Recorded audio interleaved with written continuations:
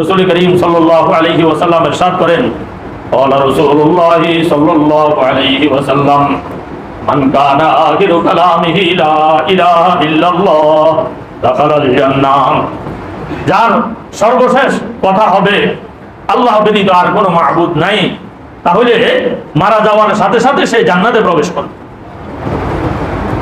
তাওহীদের বিশ্বাস, এটা জান্নাতে মানুষকে নিয়ে যাওয়ার জন্য সবচেয়ে সহজ পথ। তো গত জুমায় কুবা মসজিদের ইমাম রাসূল করিম সাল্লাল্লাহু আলাইহি ওয়াসাল্লামের এক সাহাবী সম্পর্কে বলেছিলাম যে বুখারী শরীফের হাদিসের মধ্যে আসছে, ওই সাহাবী ইমামতি করবার সময় প্রত্যেক রাকাতে 2 সূরা পড়তেন। কয় সূরা পড়তেন? 2 সূরা। প্রথমে পড়তেন কুল হুয়াল্লাহ, এরপরে আরেকটা সূরা পড়তেন। মুসল্লিরা প্রতিবাদ জানাইলো যে তুমি একটা সূরাই পড়ো, কুল হুয়াল্লাহ পড়লে এটাই পড়ো, অন্য সূরা পড়লে অন্য সূরা পড়ো। ইমাম কইল যে আমি এইভাবেই পড়াবো, তোমাদের ইচ্ছা হলে আমার পিছনে নামাজ পড়তে পারো, আর না হলে কি বাদ দাও আমাকে। ওরাও আর বাদ দিতে চাইলো না, যেহেতু উনি ওই এলাকার মধ্যে সবচেয়ে বড় বুজুর্গ সাহাবী ছিলেন। পরে রাসূল করিম সাল্লাল্লাহু আলাইহি ওয়াসাল্লাম যখন কুবা মসজিদে গেলেন, সাহাবায়ে কেরাম রাসূল করিম সাল্লাল্লাহু আলাইহি ওয়াসাল্লামের কাছে অভিযোগ করলেন যে ইয়া রাসূলুল্লাহ, আমাদের ইমাম তো এইভাবে নামাজ পড়ায়, আমরা মানা করার পরেও সে শুনে না। রাসূল করিম সাল্লাল্লাহু আলাইহি ওয়াসাল্লাম ইমামকে জিজ্ঞাসা করলেন যে তোমার মুসল্লিরা যেটা বলে সেটা শুনতে তোমার অসুবিধা কোথায়? ওই সাহাবী উত্তর দিলেন, ইয়া রাসূলুল্লাহ, আমি এই সূরাটাকে মহব্বত করি, এই সূরার মধ্যে আল্লাহ তাআলার একত্ববাদের আলোচনা আছে, এজন্য আমি এই সূরাটা ছাড়তে পারি না। রাসূল করিম সাল্লাল্লাহু আলাইহি ওয়াসাল্লাম তার উত্তর শুনে বললেন, রব্বুকা ইয়াহা আদখালাকাল জান্নাহ। এই সূরায়ে ইখলাসের মহব্বত, এটা তো তোমাকে জান্নাতে নিয়ে গেছে। বুখারী শরীফের আরেকটা হাদিস, রাসূল করিম সাল্লাল্লাহু আলাইহি ওয়াসাল্লাম কিছু সাহাবায়ে কেরামকে একটা সারিয়ায় পাঠাইলেন।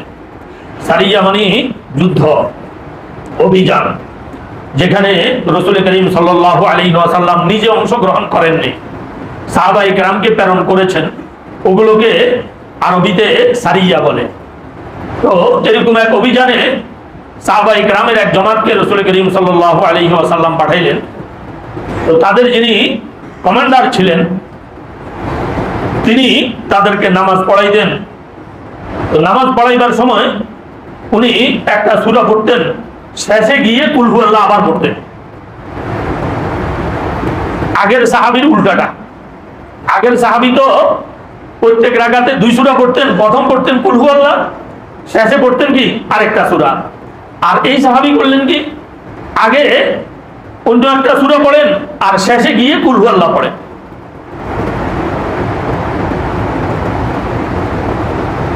সাহাবায়ে কেরাম ওই অভিযান থেকে ফিরে আসার পরে রাসূল করিম সাল্লাল্লাহু আলাইহি ওয়াসাল্লামের কাছে অভিযোগ দায়ের করলেন। তাদের কাছেও বিষয়টা দৃষ্টিকটু মনে হয়েছে।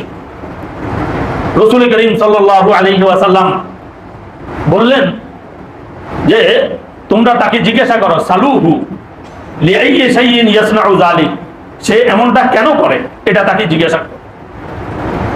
রাসূল করিম সাল্লাল্লাহু আলাইহি ওয়াসাল্লাম যখন অভিযোগকারীদেরকে এই কথা বললেন যে তোমরা তাকে জিজ্ঞাসা করো যে সে এটা কেন করে, ওই সাহাবী নিজেই রাসূল করিম সাল্লাল্লাহু আলাইহি ওয়াসাল্লামের সামনে এসে বললেন, ইয়া রাসূলুল্লাহ, ইন্নী উহিব্বুহা, আমি এটা এই জন্য করি, আমি এই সূরাকে মহব্বত করি, এজন্য আমি এরকম করি।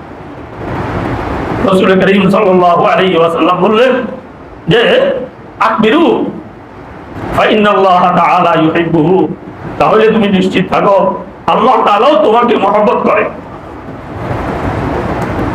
আগের সাহাবীকে বললেন, রব্বুকা ইয়াহা আদখালাকাল জান্নাহ, তুমি যে সূরা ইখলাসকে মহব্বত করো, এই মহব্বত তোমাকে জান্নাতে নিয়ে গেছে। আর এই সাহাবীকে বললেন, ফাইন্নাল্লাহ তাআলা ইউহিব্বুহু, আল্লাহ পাক সুবহানাহু ওয়া তাআলা তাকে মহব্বত করে। এর দ্বারা বোঝা গেল যে আমরা তো সবাই আল্লাহ তাআলাকে মহব্বতের দাবি করি, কি বলেন ঠিক না? তো আল্লাহ তাআলা আমাদেরকে মহব্বত করে কি করে না এটা কি আমরা জানি? হ্যাঁ, জানি না। তো আল্লাহ তাআলার মহব্বত লাভ করার সহজ উপায় তো এই হাদিসের মধ্যে ওই সাহাবীকে রাসূল করিম সাল্লাল্লাহু আলাইহি ওয়াসাল্লাম যে কথা বলে দিলেন তার দ্বারা বোঝা যায় যে আমরাও যদি সূরা ইখলাসকে মহব্বত করি, আল্লাহ তাআলার একত্ববাদকে মহব্বত করি, তাহলে আল্লাহ তাআলার মহব্বত আমরাও লাভ করতে পারবো। কি বলেন? আল্লাহ তাআলার মহব্বতের দরকার আছে না নাই? আছে। আল্লাহর এক আরেফ বলেন, এক বুজুর্গ বলেন যে আল্লাহ, আমি তো আপনাকে মহব্বত করি,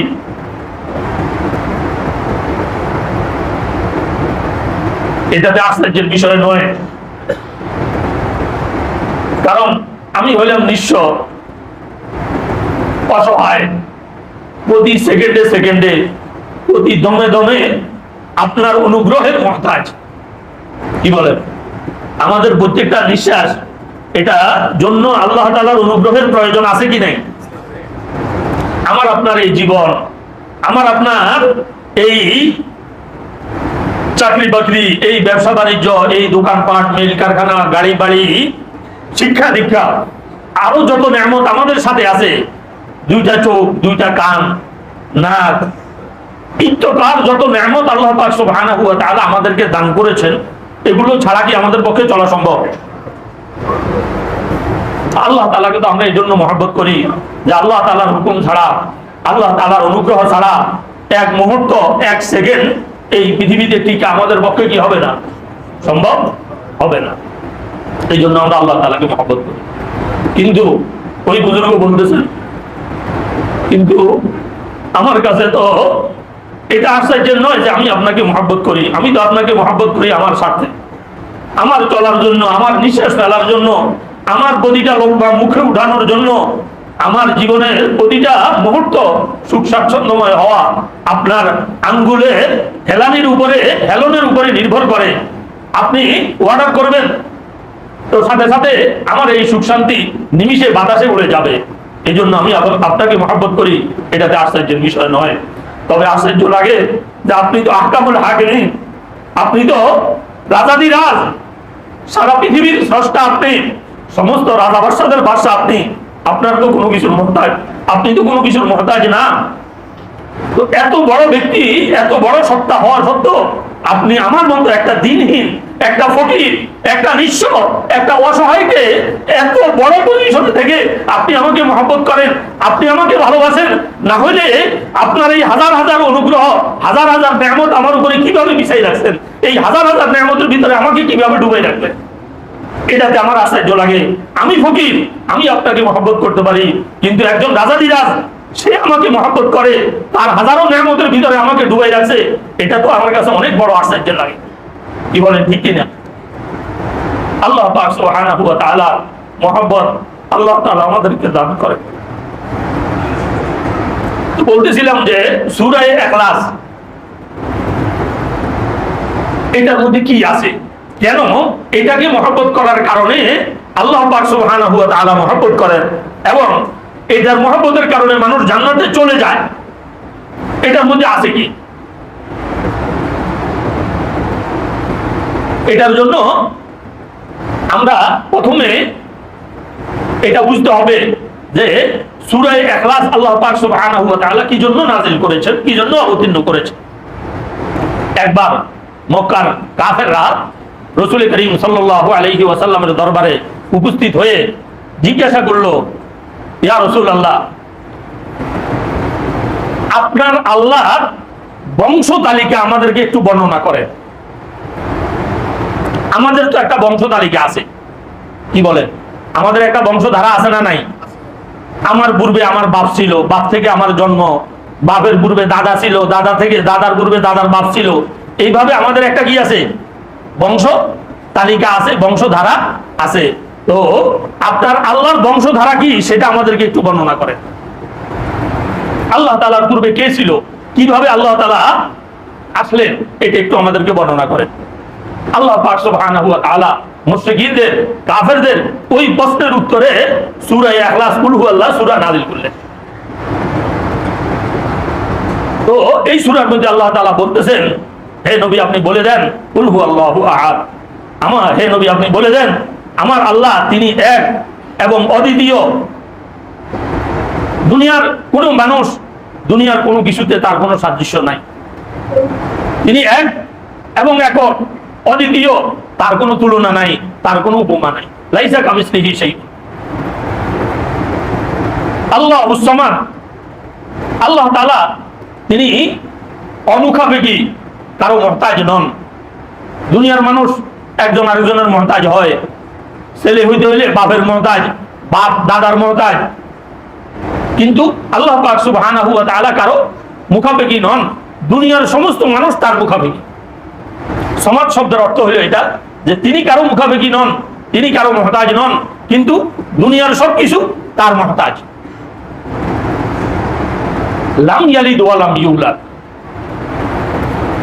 এরপরে আল্লাহ পাক সুবহানাহু ওয়া তাআলা বলতেছেন যে আপনি বলেন যে আমার আল্লাহ এরকম যিনি কাউকে জন্ম দেন নেই। লাম ইয়ালিদ অর্থাৎ আল্লাহ তাআলার কোনো সন্তান নাই। আল্লাহ তাআলার কোনো কি নাই? সন্তান নাই। নাসারারা বলে নাউযুবিল্লাহ ঈসা আলাইহিস সালাতু ওয়াস সালাম আল্লাহ তাআলার সন্তান। ইহুদিরা বলে উযাইর আলাইহিস সালাতু ওয়াস সালাম আল্লাহ তাআলার সন্তান। কিন্তু কোরআনে কারীম বলতেছেন যে আল্লাহ পাক সুবহানাহু ওয়া তাআলার কোনো কি নাই? সন্তান নাই, তিনি কাউকে জন্ম দেন নাই। কাজেই ইহুদিরা যে বিশ্বাস করে এবং নাসারারা যে বিশ্বাস করে, খ্রিস্টানরা যে বিশ্বাস করে, তাদের ওই বিশ্বাসটা কি সঠিক? সঠিক। লাম ইয়ালিদ ওয়া লাম ইউলাদ। দ্বিতীয় বাক্যের অর্থ হলো যে তাকেও কেউ জন্ম দেয়নি। আল্লাহ তাআলা নিজে যেরকম কাউকে জন্ম দেন নাই, আল্লাহ তাআলাকেও কেউ জন্ম দেয়নি। ওয়া লাম ইয়াকুল লাহু কুফুয়ান আহাদ। এবং তার সমকক্ষ আর কেউ নেই। এবং তার সমকক্ষ আর কেউ নেই। এখন মক্কার কাফেরদের প্রশ্নের উত্তর তো হলো এটা যে আল্লাহ তাআলার কোনো বংশধারা নাই। কি বলেন? আল্লাহ তাআলার কি নাই? কোনো বংশধারা নাই। কেন? তিনি নিজেও কাউকে জন্ম দেন নাই, আর তাকেও কেউ জন্ম দেয়নি। এখন তাহলে প্রশ্ন হয় আল্লাহ তাআলা কিভাবে আসলেন, কোত্থেকে আসলেন? কি বলেন? এই প্রশ্ন হয় কি না? হয়। বুখারী শরীফের হাদিসের মধ্যে আসছে রাসূল করিম সাল্লাল্লাহু আলাইহি ওয়াসাল্লাম ইরশাদ করেন ইয়াতি শাইতানু আহাদাকুম। শয়তান তোমাদের কাছে গিয়ে উপস্থিত হয়, হয়ে ফায়াকুল বলতে থাকে মান খালাকা কাজা, এই আসমানকে সৃষ্টি করছে? তো মানুষ বলে যে আল্লাহ সৃষ্টি করছে। মান খালাকা কাজা, এই জমিনকে সৃষ্টি করছে? আল্লাহ সৃষ্টি করছে। মানুষকে কে সৃষ্টি করছে? আল্লাহ সৃষ্টি করছে। এইভাবে একটা একটা করে মানুষের মনের মধ্যে শয়তান এই ওয়াসওয়াসা ঢুকাইতে থাকে যে অমুক জিনিসটা কে সৃষ্টি করছে, অমুক জিনিসটা কে সৃষ্টি করছে। তো সবগুলোর উত্তর মানুষ কি দেয়? আল্লাহ সৃষ্টি করছে।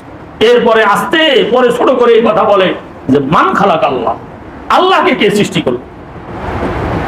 রাসূল করিম সাল্লাল্লাহু আলাইহি ওয়াসাল্লাম বলে যখন শয়তান তোমাকে এই ওয়াসওয়াসা দিবে তখন ফালইয়াস্তাইজ বিল্লাহি ওয়াল ইয়ানতাহি।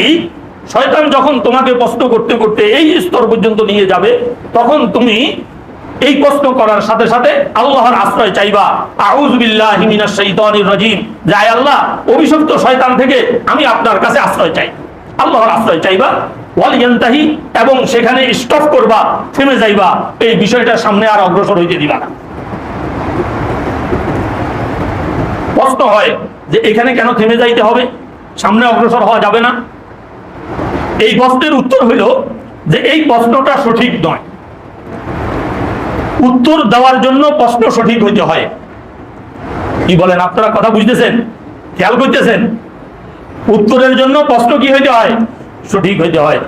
এই যে প্রশ্ন উঠাইল যে আল্লাহকে কে সৃষ্টি করছে, যদি আল্লাহকে কেউ সৃষ্টি করত তাহলে আল্লাহ তাআলা কি সৃষ্টিকর্তা হইতেন না সৃষ্টি জীব হইতেন?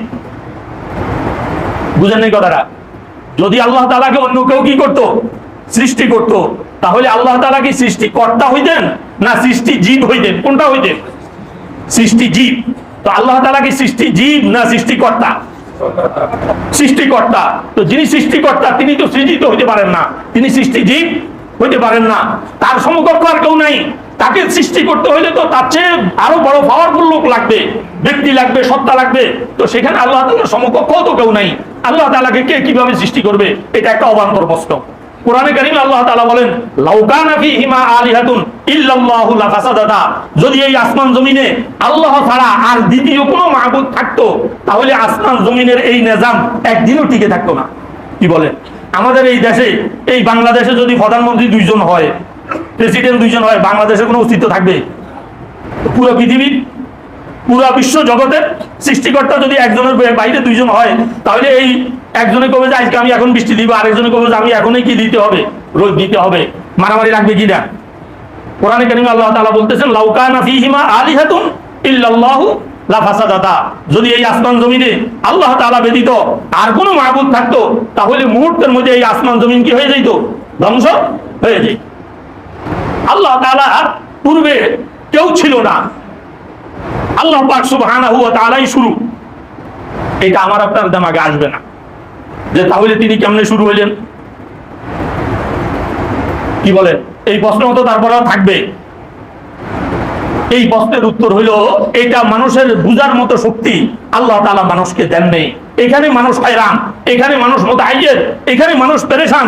এই জন্যই আল্লাহ শব্দের একটা অর্থ হইল যার সত্তা নিয়ে চিন্তা করতে করতে মানুষ হতভম্ব হয়ে গেছে, কিন্তু এটা কুল কিনারা করতে পারে নাই। কবি আকবর এলাহাবাদী রহমতুল্লাহ আলাইহি বলতেছেন, জহন মে জো গির গিয়া লা ইন্তেহা ক্যোं কর হুয়া, जहन में जो गिर गया ला इंतहा क्यों कर हुआ, जो समझ में आ गया वो फिर खुदा क्यों कर हुआ। যেটা তোমার দিমাগের ভিতরে ঢুকে যাবে, বুঝে আসে যাবে, সেটা কিন্তু খোদা না। যেটা খোদা সেটা তোমার বুঝে আসবে। কি বলেন? পারা ঠিক কি না? আমার আপনার সীমিত দিমাগ অসীম বস্তুকে ধারণ করার কি রাখে না? ক্ষমতা রাখে না।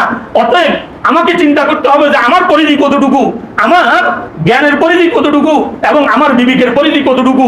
এই সীমিত জ্ঞান দিয়ে, সীমিত পরিধি দিয়ে অসীম কোন সত্তাকে বোঝা সম্ভব না। অতএব এই দিমাগ দিয়ে আল্লাহ তাআলাকেও কি করা যাবে না? বুঝা যাবে না। জহন মে জো গির গিয়া লা ইন্তেহা ক্যোं কর হুয়া, जो समझ में आ गया वो फिर खुदा क्यों कर हुआ। ইমাম আজম আবু হানিফা রহমতুল্লাহ আলাইকে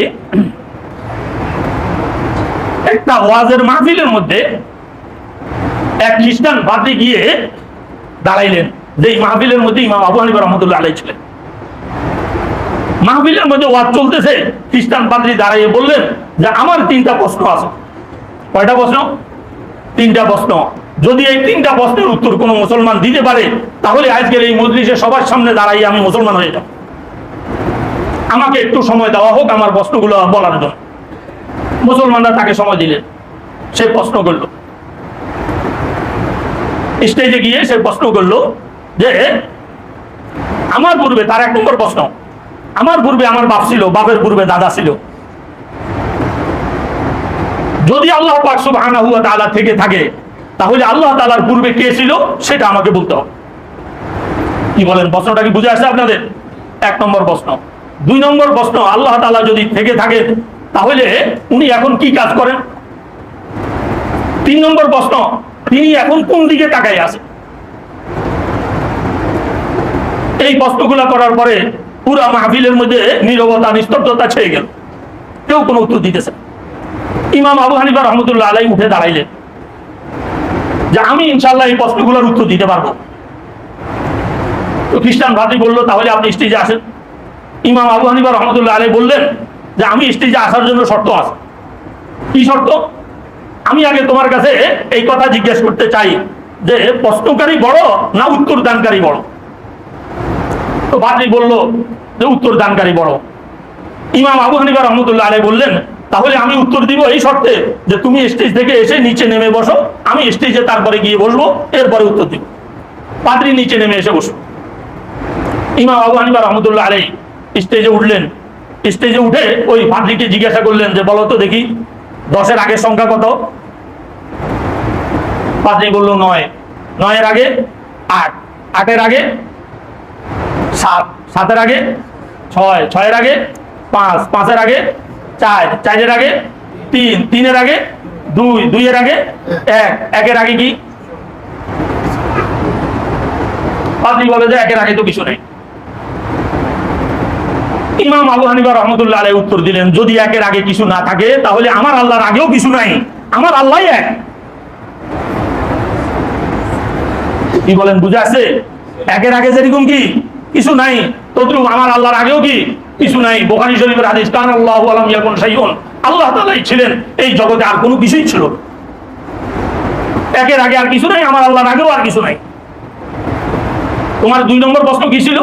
পাদ্রী দাঁড়াই বলল যে আল্লাহ তাআলা যদি থাকেন তাহলে এখন কি কাজ করেন? ইমাম আবু হানিফা রহমতুল্লাহ আলাইহি উত্তর দিলেন যে আমার আল্লাহ এখন এই কাজ করলেন যে তোমার মতো পাদ্রীকে স্টেজ থেকে নিচে নামাইলেন, আর আমার মতো আবু হানিফাকে স্টেজে উঠাইলেন, এখন আমার আল্লাহ এই কাজ করলেন। 3 নম্বর প্রশ্ন কি তোমার? 3 নম্বর প্রশ্ন, যদি আল্লাহ তাআলা থেকে থাকে তাহলে এখন কোন দিকে তাকাই আছে? ইমাম আবু হানিফা রহমতুল্লাহ আলাইহি ওই পাদ্রীকে বললেন যে দেখো, এই স্টেজের মধ্যে যে লাইটটা জ্বলতেছে, হেজাক লাইটটা জ্বলতেছে, এই লাইটটার আলো কোন দিকে? কি বলেন, লাইটের আলো কোন দিকে? চতুর্দিকে। তো পাদ্রী উত্তর দিল যে এই লাইটের আলো চতুর্দিকে। ইমাম আবু হানিফা রহমতুল্লাহ আলাইহি উত্তর দিলেন, এই লাইটের আলো যেরকম চতুর্দিকে, আমার মাওলাও এখন চতুর্দিকে তাকাই আছে। এরপরে ওই পাদ্রী ইমাম আবু হানিফা রহমতুল্লাহ আলাইহির হাতে কি হয়ে যায়? কালিমা পড়ে মুসলমান হয়ে যায়। তাহলে এই তাওহীদের বিশ্বাস মানুষের মনে স্থাপিত করার জন্য আল্লাহ পাক সুবহানাহু ওয়া তাআলা হযরত ইব্রাহিম আলাইহিস সালাতু ওয়াস সালামকে বাইতুল্লাহর জায়গার সন্ধান দিয়েছেন, সেখানে বাইতুল্লাহ নির্মাণ করার জন্য, মানুষ যাতে ওইখান থেকে গিয়ে তাওহীদের শিক্ষা নিয়ে আসতে পারে। আল্লাহ পাক সুবহানাহু ওয়া তাআলা আমাদেরকে সেখান থেকে তাওহীদের শিক্ষা নিয়ে আসার তৌফিক দান করুন।